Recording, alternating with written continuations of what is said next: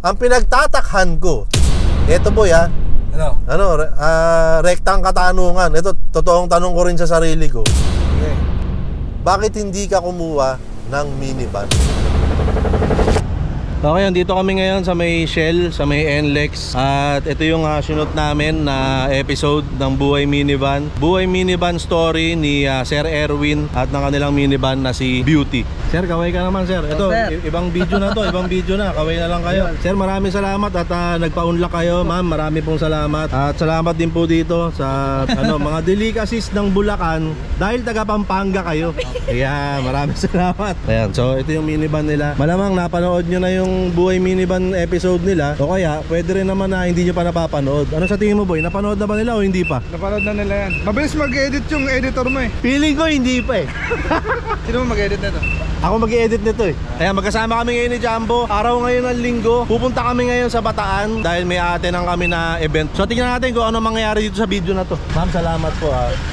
Sir, maraming salamat ulit. Salamat sa time kayo. Thank you po, thank you po. Nakita na namin kayo ngayon.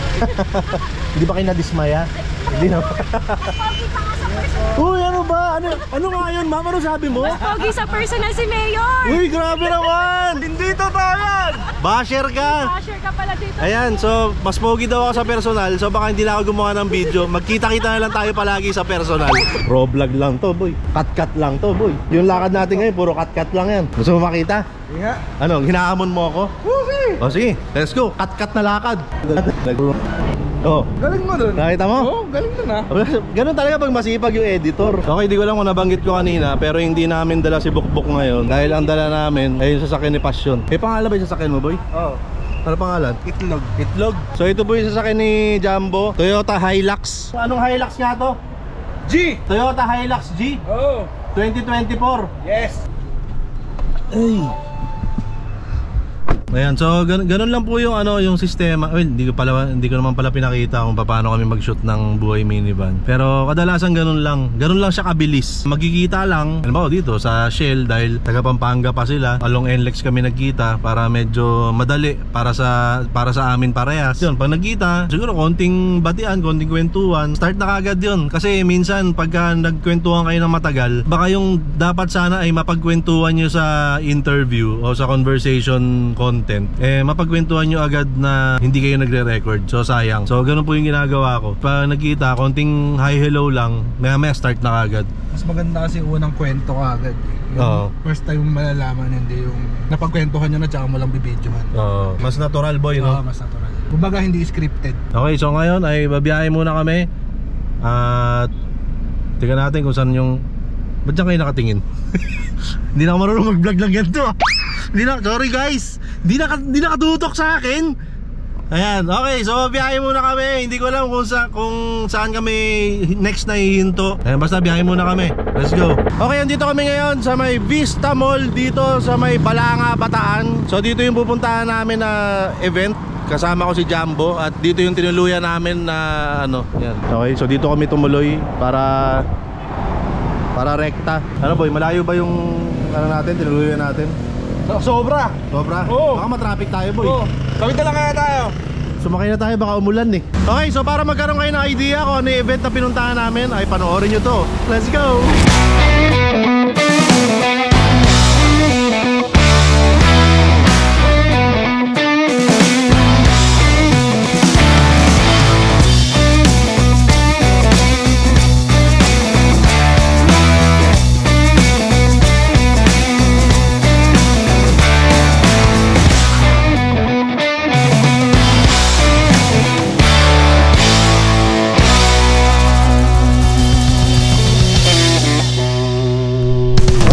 Nasa biyahe pa rin kami. Sa ngayon ay nandito na kami sa may Bataan. Hindi ko alam kung anong parte ng Bataan to, pero nasa Bataan na kami. Yun ang sigurado ko. Okay, nandito pa rin kami sa sasakyan ni Jumbo.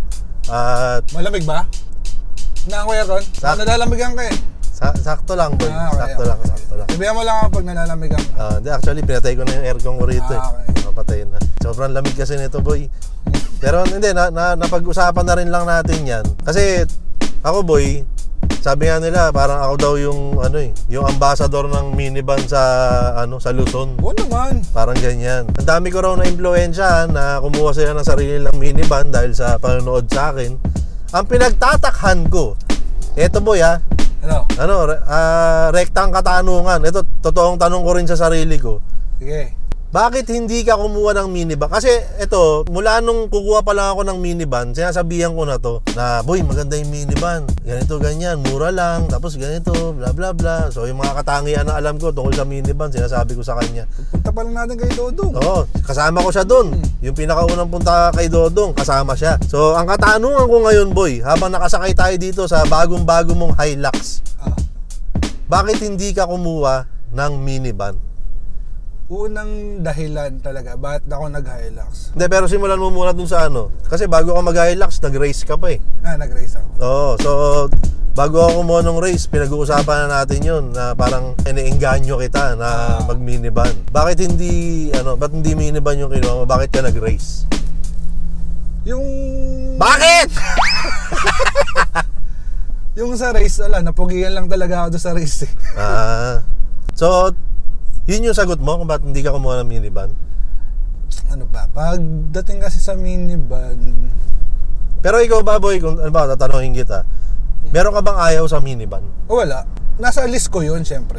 Nasa list ko yun. Sige, yun muna yung pag-usapan natin. Ano yung mga alam mong katangian ng minivan na nagustuhan mo? Yung ang ganda na itsura, cute. Tapos yung sa loob nga, marami rin na talagang maisasakay. Yun ang mga gusto sa minivan. Kasi nga maliit lang. Ano nga yung dahilan? Ba't di ka kumuha ng minivan? Parang wala ka pang binibigay na dahilan eh. Pero itong huli kasi, bago ako kumuha nung Hilux. So, nasa na siya eh, nasa Hilux o magmi-minivan na lang ako eh. Ang problema kasi dahil nga manok yung inaangkat ko, di ba? Sarado rin kasi yung minivan. So pag nagkatas-katas ulit yung katas ng manok do sa loob, babaho na naman ganun. Di katulad ng pickup, doon lang sa likod, open. Ano man mangyayari diyan, matapon man yung mga katas ng manok diyan, okay lang. Bakit? Meron din namang parang minivan na pick-up style . Alam ko. Oo. Ang problema kasi doon, dalawa lang yung masasakay. Paano naman? Paano yung mga kaibigan mo? Oo. Isa lang ba kaibigan ko? Tawag ko sa'yo, boy, di ba? Tapos naka-pick up ka. Boy, pick up. boy, pick up. Okay lang ba, boy, malaman kung magkano ang monthly mo dito sa Hilux na? Anong model ba to? Yung kompletong model. Hilux G. Tapos anong modelo nga? 2024. So yung bagong version. Ayan, magkano ang monthly nito? Tsaka magkano dinown mo? Nag-down lang ako ng 90. So yung monthly ko 31. Ayan. Monthly 31. 31. Tapos ilang taon yun? 5 years yun. So 5 years kang tatrabaho. Pero sulit naman. Oo, gamit na gamit sa yung mga manok mo. Teka, ano ba yung, kasi baka mamaya mga nanonood, di nila alam. Ano ba yung manok na yan? Panabong ba yan? Yung sinasakay mo rito? Hindi, mga kanto fried chicken, yan niluluto. Oo, kasi may tindahan ka rin. Fresh. At hindi ka lang basta may tindahan, nagbabagsak ka rin. Oo. Kaya iba yung iba yung volume nung mga manok na kinukuha mo. Aminin natin, medyo mabigat siya. Isipin mo, 31,000 a month. Oo, medyo mabigat. Isipin mo yun, 31,000 a month sa loob ng 5 years. 60 months. Yung 31,000 a month na yan, sa minivan, 5 months, 6 months lang, boy. Sa'yo na yun. Ano bang gusto mo? Hindi, ginakwento ko lang. Siyempre, perspective ko to. Di ba? Kumbaga, kung ako yung titimbang, medyo mabigat talaga siya. O, lagay mo lang sa 30, di ba? O, sa loob ng 6 months, di magkano yun? 180. May minivan ka na nun, boy. Oo. Pero, magkakaroon din ako niyan. Oo. Pagka ipapasa mo na to. Mga gusto pong sumalo ng Hilux. Ngayon pa lang po ay Mag-usap na po tayo. kontratahin nyo na po si Jumbo. Mga sa tingin mo boy, mga sa loob ng ilang taon yan? Mga ano lang, mga pwede na 6 months. 6 months. Okay, so after 6 months po ay mag-update tayo. Kasi di ba hindi rin naman talaga natin may tatanggi na maganda talaga yung minivan. Kaso yun nga, nabanggit mo nga kanina, yun yung preference mo, di ba? Na gusto mo pick-up style, malaki. Pero yung malaki, no, yung malaking sasakyan, gaya nga ng ganito, Hilux. Hindi pang ano to, hindi pang Pilipinas. Bakit? Ang laki-laki nito, ang liit-liit na lalo sa atin sa Valenzuela. Ang liit-liit ng kalsada dun. Boy, kaya nga ito kinuha ko dahil yung kalsada sa atin, ang ganda! Tingin mo yung minivan mo, pag dinaan mo doon, di ba? Baka lumangoy pa yung minivan mo. Natawa ako dun sa, ang ganda! Ang ganda! Ang ganda! Ang ganda! Totoo naman kasi. Apag ganda talaga Yung kalsada dun sa atin, ang ganda! Oo, di ba? Oo. Totoo naman yun. Oh. Hindi, pero ako, boy, kukumpara ko kasi ang minivan ako. Kanina pa tayo nakasakay dito sa Hilux. Siyempre, iba yung comfort. Di ba? Iba yung pagiging komportable ng mga ganitong klaseng sasakyan. Tapos, hindi rin siya masyadong matagtag. Oo, dahil siguro, factor na ang taas niya. Di ba? Sa mga maliliit na lubak, di mo na nararamdaman. Oo. Hindi ko na napapansin eh. Boy, dun sa minivan, ayon na rin dun sa mga nai-interview ko, na isasakay nila dun mga 6, 8, may isa pa nga sabi niya 13. Grabe naman. Ganong kadami ang pwede mo isakay sa minivan. Dito 5. hindi, mukhang naman, mukhang Kaya 6? mukhang kaya naman 6. Although, hindi na, na siya, illegal na siya. Kasi may overloading eh. Pati rin naman yung 13, di ba? Yung mga binabanggit sa sa buhay minivan, hindi na siya advisable. At hindi rin naman natin nire-recommend. Pero yun yung kinuwento nila na yun yung pinakamarami nilang naisakay.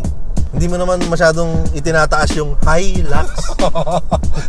Tsaka doon na nga mismo sa pangalan eh. Di ba? Hilux. So, Hilux. Yung Hilux, high luxury yan eh. Ayun ba yun? Yun. Hindi ko alam. Hindi mo alam? Hindi. Oh, yun boy. High luxury car, high luxury vehicle. Yun. Palayo. So ibig sabihin, hindi talaga siya need. Luxury siya. Need Diba? yun. Hindi need yun. Luxury. Tingnan mo, naglipat kami ng bahay, di ba? Oh. Kung... Wala! Kung yung race pa rin yung gamit ko, hindi... Ano yan? Yung cone baka hindi mo nakita. Kung race pa rin yung gamit ko, siguro mga 10 o 15 balik ang mangyayari. Oo. Nung ito na, 2, 3. Kala ko siyam eh. Kala ko 14. Tsaka yun nga, syempre factor din na hindi ka matatakot na idaan sa baha. Di ba? Kasi ang taas nito eh. Minivan, may mga nababasa nga ako sa minivan, bawal mabasa yung minivan nila. Bawal mabasa yung minivan. Pero given naman na yun. Kasi syempre kanya-kanyang taon niyang minivan. May mga lumang minivan. Ito, bagong modelo to. Tapos yung minivan, pwede kang matulog ng diretso. Habang nagdadrive? Hindi. Hindi naman. Diba? Pero pwede kang magkaroon ng pasahero sa likod na nakahiga habang nagdadrive ka. Kung ano man yung ginagawa niya, doon ba't siya nakahiga? Wala na tayong pakialam. Basta pwede silang humiga sa likod. Sa tingin mo, in the future, posible kang kumuha ng minivan? Oo naman. Kino-consider mo talaga? Oo. Gusto ko yung yung gawa ni Dodong na parang jeepney. Oo, yung Gusto style, ko no? yan. Oo. Boy, di ba sabi mo, posibleng mag-minivan ka? Kaya ako... Ikaw ba, posibleng mag-ganto ka? Hilux? Oo. Mga pick-up truck, gano'n. Di mo ako... Ako boy, kung meron mang loyal sa minivan, ako na yun. Hindi ako bibitaw sa minivan at hindi ako magmamaneho ng ganitong klaseng sasakyan. Maski drive lang? Never!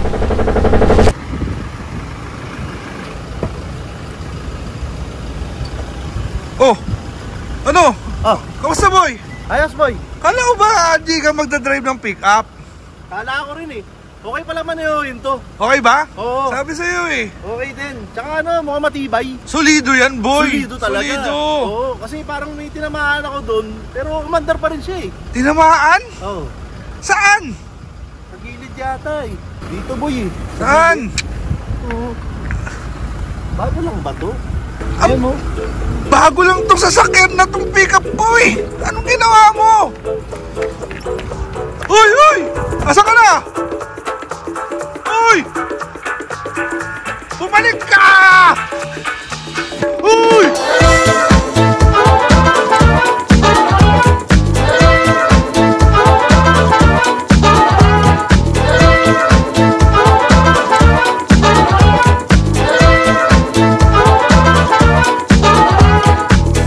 Ang ganda! Ang ganda! Ang ganda!